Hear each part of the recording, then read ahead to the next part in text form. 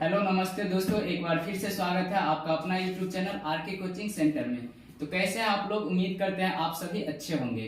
दोस्तों, आपके सामने जो ये तीनों बच्चे हैं आज आपके सामने धाकर इंटरव्यू देने वाले हैं। तो आप लोग अंत तक जरूर देखिएगा और जो भी बच्चे इस बार यानी कि क्लास 10th के एग्जाम देने वाले हैं उसके लिए बहुत ही ये हेल्पफुल होने वाला है, क्योंकि इससे आज हम लोग ऐसे सब्जेक्ट से क्वेश्चन पूछेंगे जो एक प्रकार की से कहानी है। आपकी क्या है दोस्तों? कहानी है। तो कहानी से संबंधित क्वेश्चन पूछेंगे, यानी कि बात करने वाले हम लोग इतिहास के। तो इतिहास के जो टॉप 10 क्वेश्चन है जो आपके एग्जाम में पूरा पूछे जाने की संभावना है उसको हम लोग डिस्कस करेंगे और इंटरव्यू के थ्रू। तो कैसा लगेगा वीडियो आप लोग जरूर कमेंट में बताइएगा, और अगर अच्छा लगा हो तो लाइक कीजिएगा और दोस्तों के साथ शेयर भी कीजिएगा। तो चलिए, तो सबसे पहले मैं ओम कुमार को बोलूंगा। चलिए, आपके सामने क्वेश्चन रहेगा कि मेजनी कौन था, बतलाइए। मेजनी साहित्यकार, गणतांत्रिक विचारों का समर्थक और योग्य सेनापति था। वह गुप्त संगठन कार्बोनरी का सदस्य था। उसने 1831 में यंग इटली तथा 1834 में यंग यूरोप नामक संस्था की स्थापना की। चलिए, बहुत सुंदर बहुत सुंदर। तो ये मेजनी कौन था ये आपके एग्जाम में आ सकता है, तो इसको बार बार देख करके और आप लोग सुन के याद कर लीजिएगा। ठीक है बच्चों? चलिए, अब अगला क्वेश्चन रहेगा राम पुकार से। राम पुकार जी बताएंगे जर्मनी के एकीकरण की क्या बाधाएं थी। जर्मनी के एकीकरण की निम्नलिखित बाधाएं थी। वह लगभग 300 छोटे बड़े राज्यों में विभाजित था। सबकी अपनी अपनी सोच थी और सामाजिक और धार्मिक रूप से भी एक नहीं थे। इसलिए जर्मनी का एकीकरण करना कठिन था। चलिए, बहुत सुंदर बहुत सुंदर। चलिए, अगला क्वेश्चन रहेगा सोनू कुमार से। तो सोनू कुमार जी बताएंगे कि खूनी रविवार क्या था, बतलाइए। खूनी रविवार क्या था? सन 1905 ईस्वी में जापान जैसे एशियाई देश से जब रूस हार गया तो वहाँ क्रांति हो गई।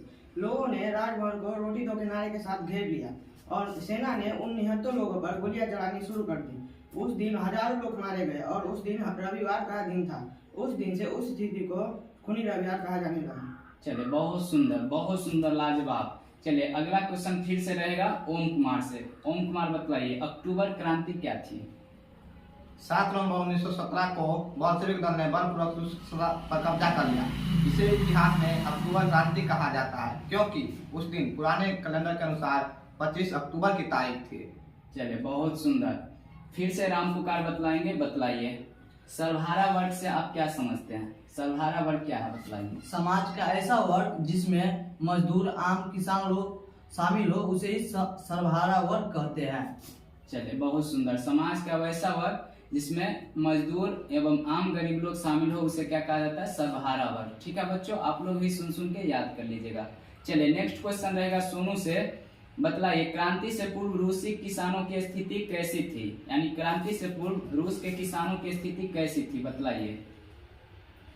क्रांति से पूर्व रूसी किसानों की स्थिति अत्यंत दयनीय थी। उसके खेत बहुत छोटे थे। इस कारण वह खेती बहुत छोटे दम पे करते थे और उसका खेत बहुत छोटा हुआ था। चलिए, कोई बात नहीं। चलिए, ओम कुमार जी बतलाएंगे क्रांति से पूर्व रूसी किसानों की स्थिति कैसी थी। चलिए, बतलाइए। क्रांति से पूर्व रूसी किसानों की स्थिति अत्यंत दयनीय थी। उनके पास छोटे छोटे खेत थे जिन पर वे पुराने ढंग से खेती करते थे। उनके पास पूंजी का अभाव था। वे करों के बोझ से दबे हुए थे। चलिए, बहुत सुंदर। चलिए, बतलाइए राम पुकार जी रूसी क्रांति के 2 कारण बतलाइए। रूसी क्रांति के 2 कारण क्या थे? रूसी क्रांति के 2 कारण निम्नलिखित है। जार की निरंकुशता तथा किसानों की दयनीय स्थिति।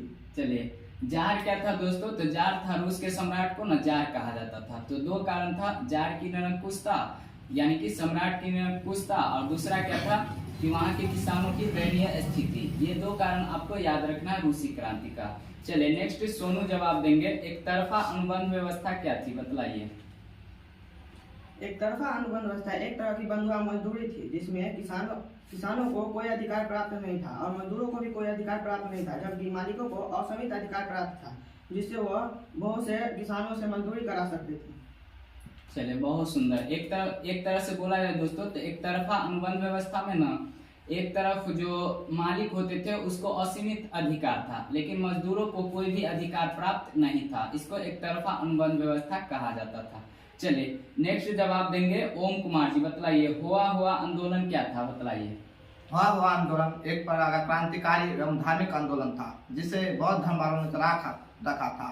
यह आंदोलन 1939 में लागू हुआ था, जिसका नेता हुइन फू सो था। चलिए, बहुत सुंदर, बहुत सुंदर। अब लास्ट क्वेश्चन है आज का 10वां। बतलाइए, इटली एवं जर्मनी के एकीकरण में ऑस्ट्रिया की क्या भूमिका थी? बतलाइए आपके अनुसार। ऑस्ट्रिया इटली तथा जर्मनी के एकीकरण के विरुद्ध था। वह कभी नहीं चाहता था कि इटली तथा जर्मनी का एकीकरण हो, क्योंकि इटली पर उसका अधिकार था। सेडेवा के युद्ध 1866 में इटली पर से उसका प्रभाव हट गया और उसे चलिए कोई बात नहीं। चलिए, ओम कुमार बतलाइए, इटली एवं जर्मनी के एकीकरण में ऑस्ट्रिया की क्या भूमिका थी आपके अनुसार? ऑस्ट्रिया इटली तथा जर्मनी के एकीकरण का विरोध था। वह कभी नहीं चाहता था कि इटली और जर्मनी का एकीकरण हो, क्योंकि इटली और जर्मनी पर ऑस्ट्रिया का अधिकार था। सेडवा के युद्ध में पराजय के बाद उसका अधिकार इटली पर से समाप्त हो गया। चलिए, बहुत सुंदर। चलिए, कैसा लगा वीडियो दोस्तों? बतलाइएगा कमेंट में जरूर। अगर आपको अच्छा लगा हो तो लाइक कीजिएगा और अपने दोस्तों के बीच शेयर कीजिए।